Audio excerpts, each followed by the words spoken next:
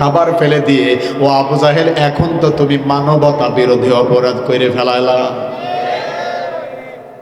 আবু জাহেল চিন্তা করে, আমি নিয়ে আসলাম তোদের, আর তোরা এখন আমার বিরুদ্ধে যাস? পাওয়ার আছে না? আমি নিয়ে আসলাম আর তোমরা এখন আমার বিরুদ্ধে যাও, তোমাদের বিচার আছে। কিন্তু আবু জাহেল কয়জন? ব্যাগগুলো কর না কেন? একজন আবু জাহেল দাঁড়িয়ে বলছেন, আমি একা তোমাদের নিয়ে আসলাম, তোমরা এখন আমার বিরুদ্ধে যাও, আমার খেয়ে আমার পরে। এই 25 জন বিচারক ডেকে বলেন, আবু জাহেল শোনো, নেতাগিরি সব জায়গায় চলে, কিন্তু বাটপারি সব জায়গায় দেখাতে আসবো না।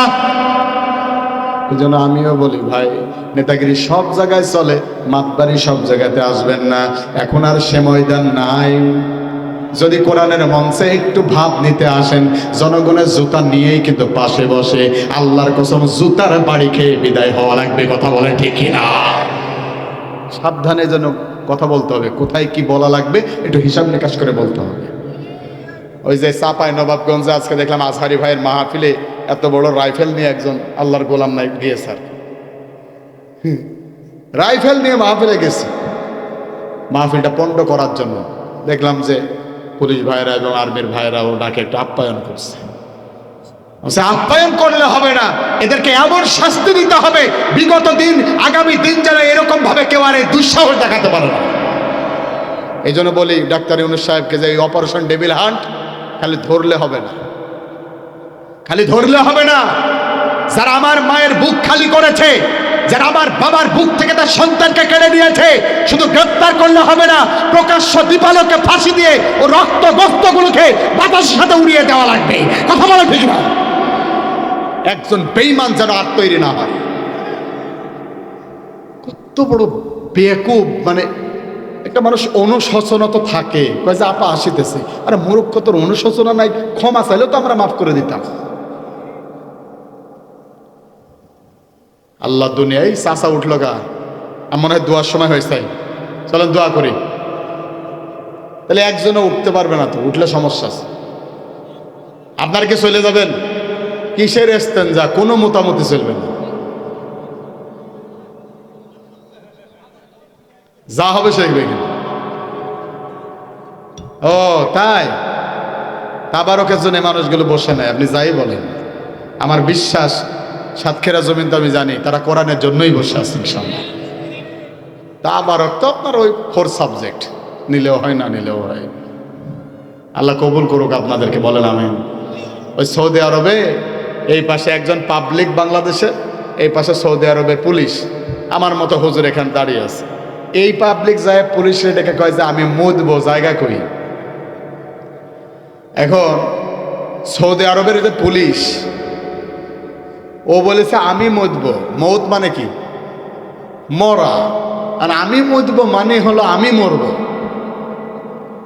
সৌদি আরবের যে পুলিশ, সে কি বাংলায় ট্রান্সলেশন করবে না আরবিতে? এ কয় আমি মুদবো, আর ওদিকে পুলিশ আবার ডেকে কয় যে লা তামুত, খবরদার মরা যাবে না। দুইজন ভেজাল বাইছে। একটু পরে দেখি যে বাইন্দা নিয়ে যে খুঁটির সাথে বাইন্দা রাখছে এখানে, একটু পরে সব ভিজে গেছে। আমার ওই ভাই ঠিকই বলেছে, মানে ইস্তেঞ্জা যাচ্ছে, একটু বেশি করে জ্বর করে ধরে রাখলে আবার এখানে আবার কিছু হয়ে গেল তো বিপদ। আল্লাহ যেন আমাদের হেফাজত করে, বলেন আমিন। তবে 1 ঘন্টা যারা কোরআনের ময়দানে বসতে পারে না, আমার মনে হয় জিহাদের ময়দানে তলোয়ার 1 ঘন্টা পর না, একটু পরে এসে নেতার হাতে দিয়ে বলবে, নেতা তলোয়ার ধরেন, আমি মুইতে আসি। ওই দিয়ে ইসলাম কায়েম হবে না। ইসলামের সৈনিকেরা হবে অল টাইট টুইট ফিটিং, সব দিক থেকে ফিট হওয়া লাগবে। কথা হয় না রে?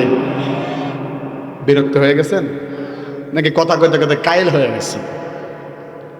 প্রিয় ভাইয়েরা আমার, খেয়াল করেন, এই অবস্থা যখন হয়ে গেল, আবু জাহেলকে 25 জন ডেকে বলেন, তুমি মানবতা বিরোধী অপরাধ করে ফেলেছো, মুহাম্মদ সাল্লাল্লাহু আলাইহি ওয়াসাল্লামের বিচার হওয়ার আগে তোমার বিচার হওয়া লাগবে। আবু জাহেল তো মাথা ঘুরতে লেগে গেছে, আমি বিচারক, আমারে কি কয়? আমি তাদের দাওয়াত দিয়েছি, এটা কোন ধরনের কথা? কয় যে তোমরা আমার কিছুই করতে পারবা না। 25 জন ডেকে বলেন, আমরা যা করতে পারবো তুমি চিন্তাও করতে পারবা না। অনেক ক্ষেত্রে বিচারক কিন্তু অসহায় হয়ে পড়ে না? এক আল্লামা সাঈদী যখন জেলখানায় গেল, বিচারপতি এস.কে. সিনহা নিজেই ডেকে বলল, এ আল্লামা সাঈদীর কোনো অপরাধ নাই। এই জন্য ওই বিচারপতি নিজেই দেশে আর জায়গা পাইল না, পালায় গিয়ে আমেরিকায়। এই জন্য একটা গান মনে হয়ে গেল, বলবো, বিচারপতি তোমার কাছে বিচার না পেলে কোথায় বিচার পাবো আমি, কার কাছে গেলে, আল্লাহ কার কাছে গেলে। দুনিয়ার সব বিচার বিবেক বন্দি টাকার ফান্দে, কোর্ট কাছারির দ্বারে দ্বারে সুবিচারের বাণী কান্দে। দুনিয়ার সব বিচার বিবেক বন্দি টাকার ফান্দে, কোর্ট কাছারির দ্বারে দ্বারে সুবিচারের বাণী কান্দে। কত দোষীরা দেখি ছাড়া পেয়ে যায়, কত দোষীরা দেখি ছাড়া পেয়ে যায়, হুজুররা সব জেলে। জেলখানার মনে হয়েছে হুজুরদের মনে হয় প্রশিক্ষণ কেন্দ্র, অবশ্যই প্রশিক্ষণ কেন্দ্র। আপনারা 16.5 বছর যে ট্রেনিং দিয়েছেন, আল্লাহর কসম ওই ট্রেনিং দিয়েই আজকের জমিনটাকে কোরআনের জমিন বানানো হবে। কথা বলেন ঠিক না? ট্রেনিং পাই গেছি তো আমরা, সমস্যা নেই। আল্লাহ আমাদের কবুল করুক, বলেন আমিন। প্রিয় ভাইয়ের আমার, এই অবস্থায় আল্লাহ নবীর সামনে তিনি জেলখানায় আছেন। আবু জাহেল এবার ডেকে বলছেন, বিচারকরা বেশি বাড়াবাড়ি করলে কিন্তু খবর খারাপ হয়ে যাবে। 25 জন বিচারক বলছেন, কি খবর তুই করবি? খবর তো এখন আমরা করব। 25 জন যদি কথা বলে, আবু জাহেলকে কি কিছু বলতে পারবে ভাই? 25 জন এখন যখন বলেছে, আবু জাহেল আর কথা কয় না। একটু বড় 25 জন ডেকে বলেন, শোনো, আমরা ঘুরে আজকে চারিদিক থেকে ঘুরে একটা সিদ্ধান্ত নিলাম। কয় কি সিদ্ধান্ত? কয় আমরা সিদ্ধান্ত নিলাম আগামীকাল ফজরের নামাজের পরেই যেন মুহাম্মদ সাল্লাল্লাহু আলাইহি ওয়াসাল্লামকে ছেড়ে দেওয়া হয়।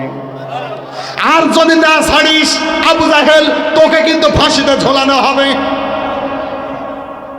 যার জন্য গর্ত খোঁড়ে সেই গর্তে সে নিজেই পড়ে। হ্যাঁ, এই জন্য সাবধান। আল্লাহ বলছেন, মাকারু মাকার আল্লাহ আল্লাহু খায়রুল মাকিরিন। ও নবী, হতাশ হওয়ার দরকার নাই, আমি আল্লাহ ওদের ষড়যন্ত্রের বিপরীতে উত্তম পরিকল্পনা রেখে দিয়েছি। সুবহানাল্লাহ।